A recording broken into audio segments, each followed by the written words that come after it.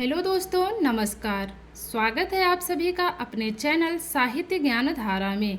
आशा करती हूँ आप सभी लोग स्वस्थ होंगे, मस्त होंगे और मन लगाकर अपनी पढ़ाई में लगे होंगे। तो बिना किसी देरी के शुरू करते हैं आज की क्लास को। कवियों की श्रृंखला में आज हम सभी पढ़ेंगे कबीरदास जी के बारे में। कबीरदास जी का समय 1398 से लेकर 1518 ईस्वी के मध्य माना जाता है। कबीर का जन्म काशी में हुआ तथा मृत्यु मगहर में हुई। कबीर का जन्म किसी विधवा ब्राह्मण कन्या से हुआ, इसीलिए उनको लहर तारा तालाब में फेंक दिया था। यह बालक नीरू और नीमा नामक जुलाहे दंपति को मिला। इसी जुलाहे दंपति ने इस बालक का लालन पालन किया। आगे चलकर यही बालक कबीर के रूप में प्रसिद्ध हुआ। कबीर की पत्नी का नाम लोई व पुत्र का नाम कमाल व पुत्री का नाम कमाली था। एक बार कबीरदास जी पंचगंगा घाट पर थे। वहाँ पर स्वामी रामानंद जी स्नान के लिए आए। तब रामानंद जी का पैर कबीरदास जी पर पड़ गया। रामानंद जी ने कहा, राम राम कह। कबीरदास जी ने इन शब्दों को गुरु मंत्र मानकर राम की उपासना करने लगे और रामानंद को अपना गुरु मान लिया। कबीर ज्ञानाश्रयी काव्यधारा के प्रतिनिधि कवि हैं। कबीर किस धारा के प्रतिनिधि कवि हैं? तो ज्ञानाश्रयी काव्यधारा के प्रतिनिधि कवि हैं। डॉक्टर आचार्य रामचंद्र शुक्ल के अनुसार कबीर की भाषा सधुक्कड़ी अर्थात राजस्थानी व पंजाबी मिली हुई खड़ी बोली है।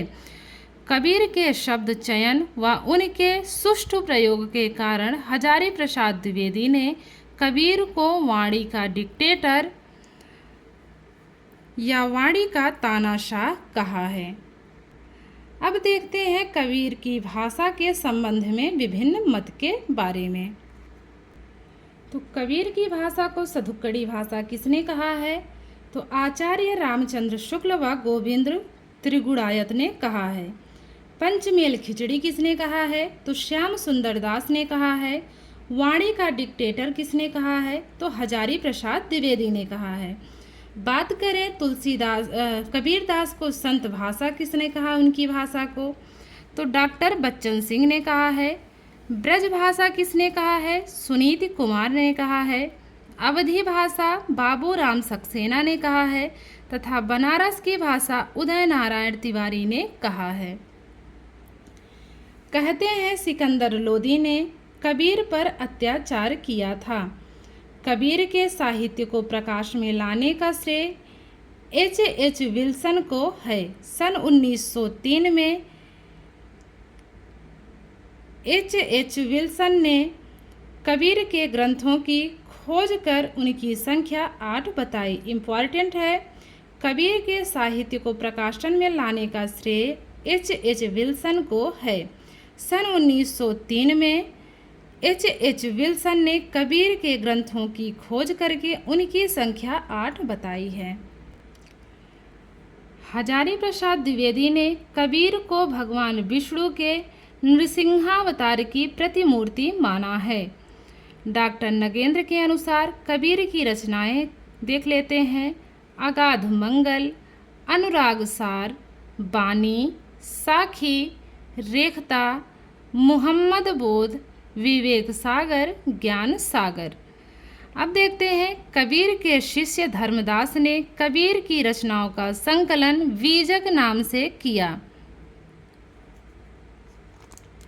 बीजक के 3 भाग हैं। कौन कौन से हैं?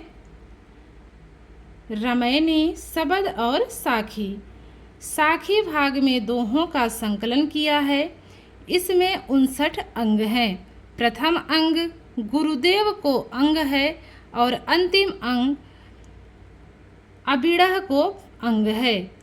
तो जो इनकी रचना है साखी, इसमें जो है दोहों का संकलन किया गया है और कुल इसमें कितने अंग हैं? तो 59 अंग हैं। प्रथम अंग में गुरुदेव को अंग है और अंतिम अंग अबिहड़ को अंग है।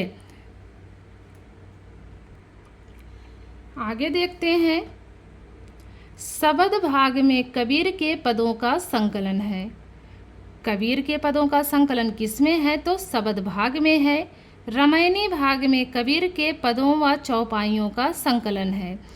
कबीर के काव्य का संकलन श्याम सुंदर दास ने कबीर ग्रंथावली नाम से और अयोध्या सिंह उपाध्याय हरियोध ने कबीर वचनावली नाम से किया है। अब इनकी प्रसिद्ध पंक्तियां देख लेते हैं। भक्ति द्राविड़ उपजी लाए रामानंद, प्रगट किया कबीर ने सात दीप नौ खंड। अगली पंक्ति है काहे रे नलिनी तू कुम्हलानी।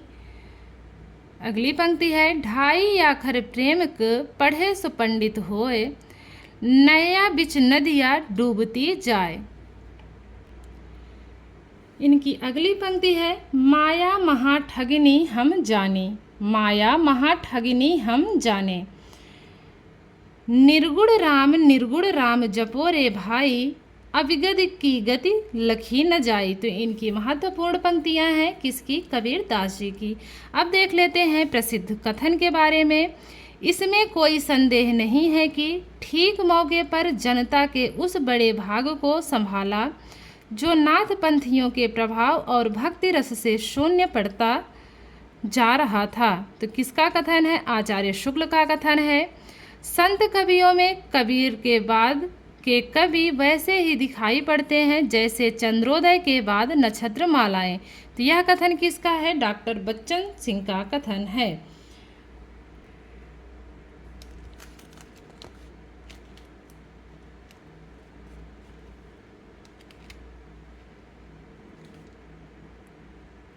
तो अभी तक जो हम लोगों ने कबीर जी के बारे में पढ़ा उसमें से बनने वाले प्रश्नों को भी देख लेते हैं। कबीर किस शासक के समकालीन थे?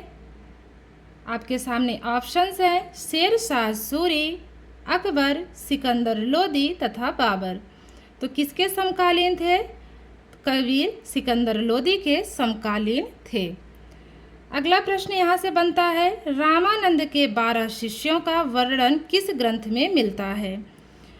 आपके सामने ऑप्शंस हैं नाभादास कृत भक्तमाल में, कालिदास त्रिवेदी कृत कालिदास हजारा में, ध्रुवदास कृत नामावली में या फिर 252 वैष्णवों की वार्ता में। तो रामानंद के 12 शिष्यों का वर्णन किस ग्रंथ में मिलता है? तो नाभादास कृत भक्तमाल में मिलता है। अब कबीरदास जी से बनने वाला अगला प्रश्न देखते हैं। कबीर की भाषा को सधुक्कड़ी भाषा किसने कहा? कबीर की भाषा को सधुक्कड़ी भाषा किसने कहा? तो कबीर की भाषा को सधुक्कड़ी भाषा कहने वाले कौन हैं? तो वो हैं हजारी प्रसाद द्विवेदी जी। अगला प्रश्न जो यहाँ से बनता है किसने कहा था कि कबीर वाणी के तानाशाह थे? किसने कहा था कि कबीर वाणी के तानाशाह थे? तो हजारी प्रसाद द्विवेदी ने कहा था। यह भी कथन बहुत ही महत्वपूर्ण है और पूछा जाता है। तो इसमें जितने भी प्रश्न हैं परीक्षाओं में पूछे जाने वाले हैं, परीक्षा की दृष्टि से अत्यंत ही महत्वपूर्ण प्रश्नों का संकलन है इसमें। आगे है कबीर के ग्रंथ बीजक के 3 भाग हैं, इसमें से कौन सा बीजक का भाग नहीं है? तो आपके सामने 4 ऑप्शन दिए हैं। तो इसमें बीजक ग्रंथ का कौन सा भाग नहीं है? रामायणी, सबद, साखी या पद। तो साखी, सबद, रामायणी तीनों ही बीजक के भाग हैं। जो पद है वो बीजक का भाग नहीं है। अगला प्रश्न बनने वाला कबीर के रामायणी के पदों की भाषा है। कबीर के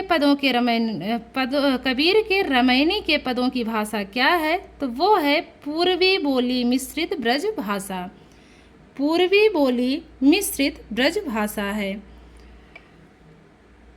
आगे है कबीर की वाणी बीजक का संकलन किसने किया था? कबीर की वाणी बीजक का संकलन किसने किया था? आपके सामने 4 ऑप्शंस हैं संत दास, रज्जब, धर्मदास या फिर सुंदरदास। तो वो कौन थे? धर्मदास थे। कबीर की भाषा को पंचमेल खिचड़ी किसने कहा है? तो पंचमेल खिचड़ी किसने कहा है? डॉक्टर राम कुमार वर्मा ने कहा है। आगे है कबीर की वाणी बीजक में 3 भागों का सही क्रम किस विकल्प में है? कबीर की वाणी बीजक में तीनों भागों का सही क्रम किस विकल्प में है? तो सबसे पहले है रमैनी, सबद और साखी। तो क्रम इसका सही क्या है? सबसे पहले रमैनी है, फिर सबद आता है और उसके बाद साखी आता है। आगे है अपना मस्तक काट के हुआ वीर कबीर, यह पंक्ति किसने कही है? तो यह पंक्ति इनके बारे में दादू दयाल ने कही है। अगला प्रश्न है कबीर के बाद उनकी गद्दी किससे मिली थी? तो कबीर के बाद उनकी गद्दी उनके शिष्य धर्मदास को मिली थी। आगे है H.H. विल्सन के अनुसार कबीर के ग्रंथों की संख्या कितनी है? तो अभी थोड़ी ही देर पहले हम लोगों ने पढ़ी थी। H.H. विल्सन के अनुसार कबीर के ग्रंथों की संख्या 8 है। इनसे बनने वाला अगला प्रश्न है किस विद्वान ने कबीर को भगवान विष्णु के नृसिंहावतार की अतिमूर्ति मानी है? तो मानी किसने है? आपके सामने 4 ऑप्शन है। तो माना किसने है? हजारी प्रसाद द्विवेदी ने माना है।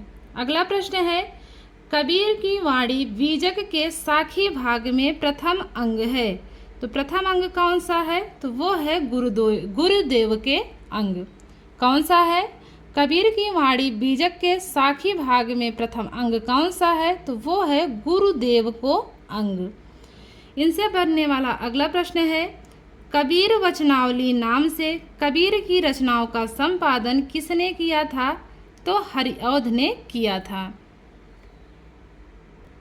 अगला प्रश्न है कबीर ग्रंथावली से, अच्छा ये हो गया, आगे देखते हैं कबीर किसके शिष्य थे? कबीर किसके शिष्य थे? तो सभी को पता है कि कबीर रामानंद के शिष्य थे। इनसे बनने वाला अगला प्रश्न है उदय नारायण तिवारी ने कबीर की भाषा को माना है। उदय नारायण तिवारी ने कबीर की भाषा को क्या माना है? तो बनारस की भाषा माना है। आगे है कबीर दास जी का जन्म कब हुआ? कबीर दास जी का जन्म 1398 ईस्वी में हुआ माना जाता है। अब बात करते हैं कबीर का जन्म कहाँ हुआ? तो कबीर का जन्म काशी में हुआ था। कबीर का लालन पालन किसने किया? तो जुलाहा दंपत्ति ने किया था। सभी को पता है कि कबीर का लालन पालन जुलाहा दंपत्ति ने किया था। अगला प्रश्न है कबीर की पत्नी का क्या नाम था? तो कबीर की पत्नी का नाम लोई था। इनसे बनने वाला अगला प्रश्न है कबीर हिंदी साहित्य की किस काव्यधारा के प्रतिनिधि कवि हैं? तो वो हैं ज्ञानाश्रयी शाखा के। ज्ञानाश्रयी काव्यधारा के प्रतिनिधि कवि कौन माने जाते हैं? तो कबीर दास जी माने जाते हैं। अगला प्रश्न है बाबूराम सक्सेना ने कबीर की भाषा को माना है। तो बाबूराम सक्सेना ने कबीर की भाषा को क्या माना है? तो अवधी भाषा माना है। अगला प्रश्न किस आलोचक ने कबीर की भाषा को मुख्य रूप से ब्रज भाषा माना है?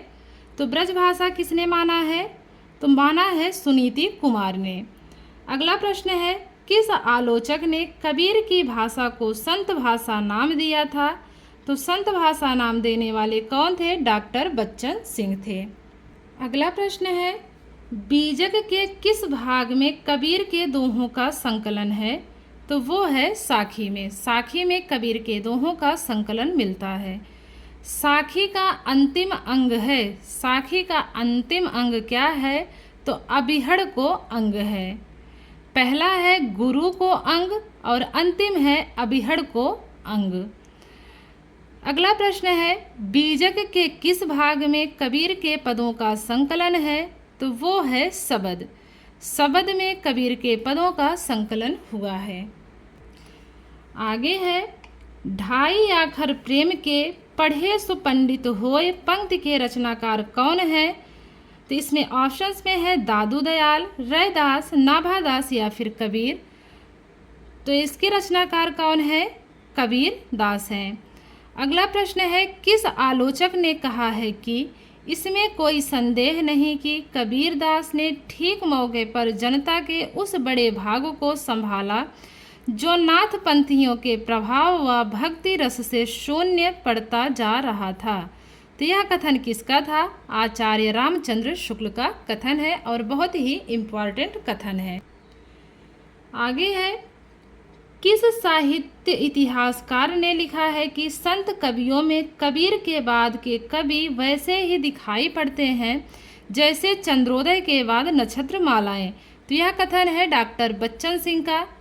अगला प्रश्न है, कबीर की उलटबासियाँ किस में प्रभावित हैं? कबीर की उलटबासियाँ किससे प्रभावित हैं? तो वो प्रभावित हैं सिद्धों से। अगला प्रश्न है, कबीर की मृत्यु कब हुई? तो कबीर की मृत्यु 1518 ईस्वी में हुई। कबीर की मृत्यु कहाँ हुई?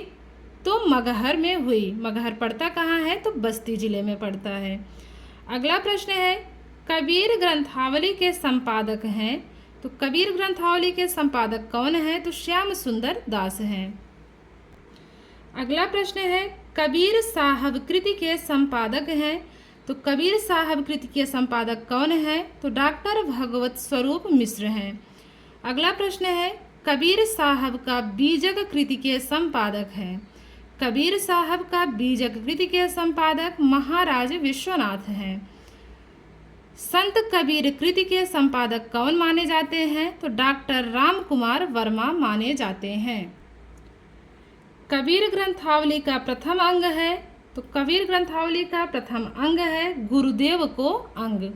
प्रथम है गुरुदेव को अंग और अंतिम है अभिहड़ को अंग। पहला है गुरुदेव को अंग और अंतिम है अभिहड़ को अंग। अगला प्रश्न है, कबीर ग्रंथावली का दूसरा अंग है? कबीर ग्रंथावली का दूसरा अंग है सुमिरण को अंग। कबीर ग्रंथावली का दूसरा अंग कौन सा माना जाता है? तो सुमिरण को अंग माना जाता है। कबीर कसौटी कृति के रचनाकार कौन माने जाते हैं? तो वो माने जाते हैं लहना सिंह। कबीर ने सबसे बड़ा दाता किसे माना है? तो सदगुरु को माना है। कबीर परिचय ग्रंथ के रचनाकार कौन है? तो वो अनंत दास माने जाते हैं। तो आज की क्लास को यहीं तक रखते हैं। कबीर दास जी के बारे में जितनी भी महत्वपूर्ण जानकारी थी, जितने भी महत्वपूर्ण प्रश्न बनने वाले थे, परीक्षा के दृष्टिकोण से उपयोगी जो थे, महत्वपूर्ण थे, वो सब मैंने आपके सामने रखा। आशा करती हूँ आज की क्लास आप लोगों को अच्छी लगी है। अगर आप लोगों को आज की क्लास अच्छी लगे तो प्लीज़ कमेंट करके ज़रूर बताइएगा, और जिन लोगों ने चैनल को सब्सक्राइब नहीं किया है प्लीज़ कर लीजिएगा, ताकि ऐसे ही तथ्यात्मक जानकारी आप लोगों तक पहुंचती रहे। कल मिलते हैं नए कवि के साथ, कवियों की श्रृंखला में एक नए कवि के साथ, उनसे जुड़ी महत्वपूर्ण जानकारियों के साथ। तब तक के लिए सभी को धन्यवाद। राधे राधे, जय श्री कृष्णा, नमस्कार।